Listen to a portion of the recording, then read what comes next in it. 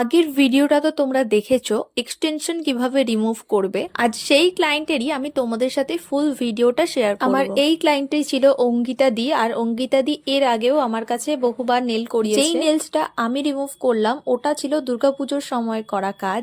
তো ওই নেলসের ডিজাইনটা কিন্তু আমার পছন্দ মতো ছিল। তো এইবারেও যখন অঙ্কিতা দি আমায় বলল যে আমার পছন্দ মতো ডিজাইন তার হাতে করে দিতে, তখন আমি বললাম না, আগের বারের ডিজাইনটা আমার পছন্দ মতো করেছি, এবার অন্তত তোমার নেলসটা তুমি তোমার পছন্দ মতো করো।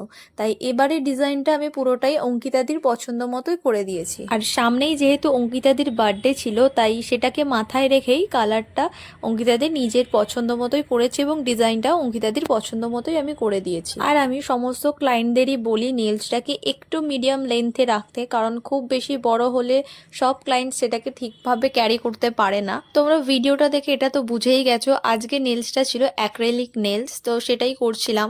তোমরা অনেকেই আমাকে বলো নেলসের টিউটোরিয়ালের ভিডিও আপলোড করতে, কিন্তু সত্যি বলতে আমি একদমই চাই না ওই ভিডিওটা আপলোড করতে।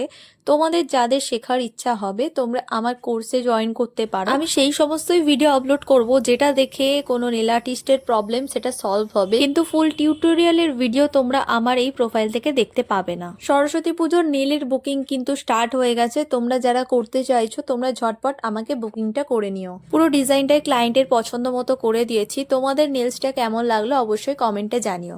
Thanks for watching, tata.